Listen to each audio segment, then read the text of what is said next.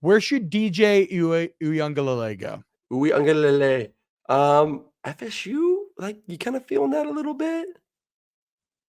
I don't think they love Yeah, either guy they have. I think that's a good fit. I can see Good that. offense. I think I he could trust plug right into that. Norvell. I was going to say, I trust Norvell. Well, I mean, he definitely can't run like Jordan Travis can, but I trust No, he Norvell can run to, a little bit. He's not that bad of an athlete. bro. What? He Not looks like Jordan. a fucking lumbering stone giant. I mean, like, don't get me wrong. Like, he can pull it every now and then maybe. And you're like, oh my God, he fell forward for 5 yards. But like, no, I don't know if I feel like I think the DJU can run. Did Miami get a quarterback yet?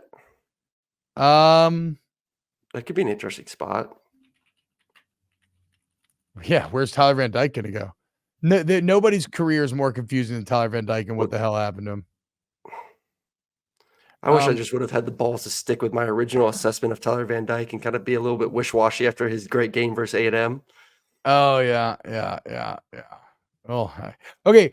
So DJU, you mentioned Florida State. I could see that certainly, and it seems like a very exciting time to go to Florida State. And make no mistake, I think Florida State's going to come back from this injustice they suffered, and I think they're going to come back even stronger.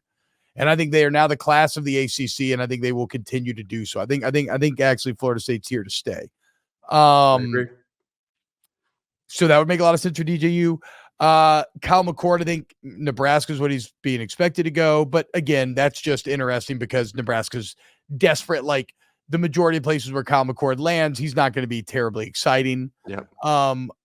Cam Ward is a bit of a different story. Cam Ward is somebody who's put up some stupid stats at times. Now he's a bit chaotic, but I mean, he's had some real insanely good moments as well. He's number one. I think your number one transfer quarterback. I think for Cam, it's two places right now. I think it's Ohio State, and I think it's Florida State. Ooh. I think Florida State's holding on to them getting him. Which, I mean, if I'm kind of I would go him over DJU. I would. Oh yeah, I'd definitely go him over DJU has to wait till Cam makes a decision. If Florida State's in his future, where would you rather go right now?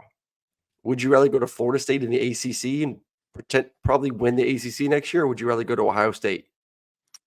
The only reason why I'm hesitating is because Ryan Day. Now I know McCord was a miss, but it's a relative miss because Ryan Day turned out like 4 quarterbacks in a row that threw for 50 touchdowns. Mm-hmm. Right. So like the weapons of Ohio State and Ryan Day's quarterback pedigree would make me have to stop and think very, very hard about that. But I'd say the cool factor is on Florida State's side right now. Yeah. Like Florida State feels cooler, like they have more positive momentum. They're spending money too. Yeah, they are. They're spending money. They're hitting the portal. I'm sure they'll try to get some top receivers once again this year. Like I think Notre Dame, Mike Norvell, like they've fully bought into this new era of football. Of like we're going to spend money and we're going to bring in top guys, and it doesn't matter if we bring in 10, 15 new guys. Like we're just going to keep doing it. Yeah, I mean, look at Keon Coleman and say he worked out pretty damn great. Really well. Charles Clark says Cam Ward to Miami, Will Howard USC, DJU FSU. Oh my God. If you go from Caleb Williams to Will Howard, that's an awful feeling. Hey, don't worry. USC's defense is going to be better next year. It's all good. All good. Well, I think they actually might be. I like their hires.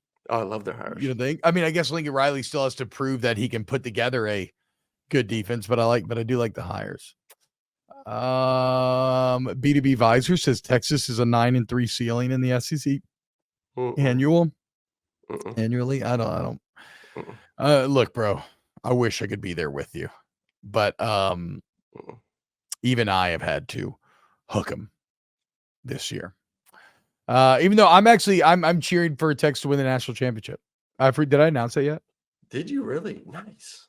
Yeah, so the only personal tie that I have to anyone, I am very good friends and have watched one of the quarterbacks grow up. He's a walk-on guy, but he's a solid scout team player of the year, beast mode. Shout out my guy Double Stuff Cole Lord, and that's my boy. And so even though I talked a lot of Texas shit when he was on the team.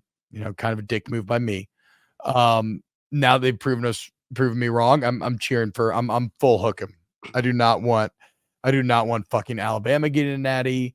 I guess Michigan I'd be cool with as well. You want Washington. What? Let's not act like you're not full on Husky boy here.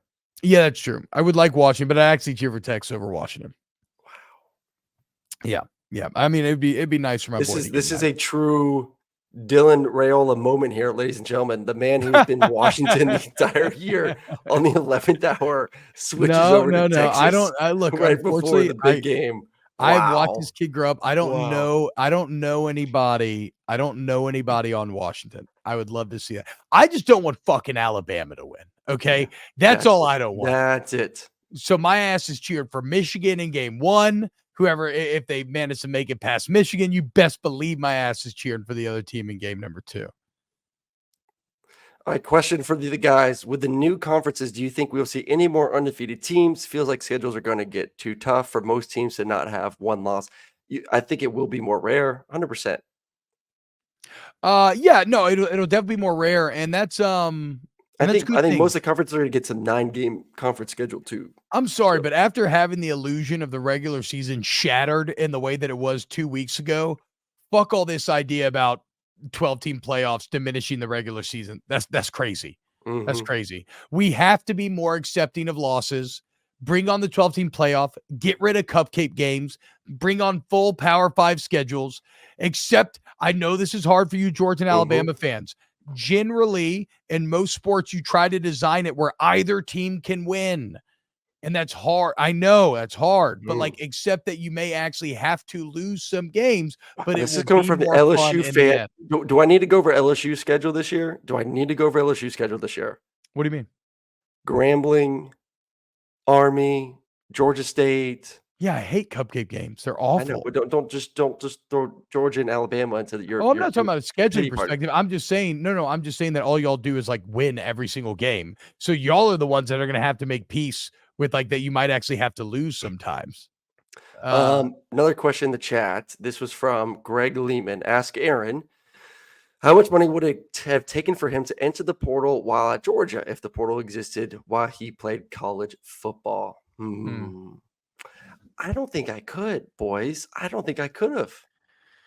I'm a loyal man. I don't think if this was pre-starting, different question. If this was post-starting, I don't think I'm leaving. T. I ain't leaving. I grew up diehard LSU. My grandfather, rest in peace, my namesake, Bobby Hebert Sr., raised me diehard LSU. My best memories I have with that man are going to LSU games for Thanksgiving when I come back in town, going to SC championships. They would make Atlanta. If somebody paid me $500,000, I go play for the motherfucking Tide. Get the fuck out of here. You're full of shit. If somebody offered you double your salary, you would leave your job and you would go to whatever it is. And I think that's crazy that you're trying to say that you would. But whatever.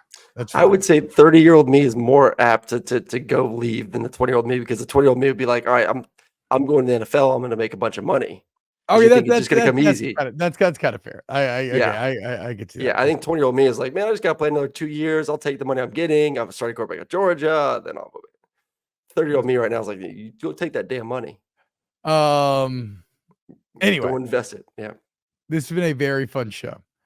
T-Bob in the portal was swapped all day and followed the money. Yeah, I know. I don't know what to tell you guys.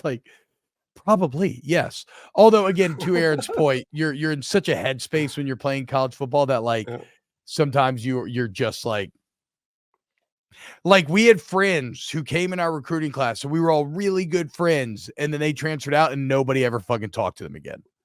So maybe it would have been different. Who knows? Greg, so Aaron is admitting he got paid to play at UGA. How else did you arrive there from Tampa? Did Mike Bobo pay you? You really think Mark Richt, of all individuals, would be paying players? I mean, I think some of that went on for sure, but yeah, I mean, no, not anything obscene for sure. You're going to tell me Mark Richt didn't pay any players? No. You tell me AJ Green never got a car, never got a little handshake. Well, he did, and then he got suspended for 4 games. Yeah, I forgot about that.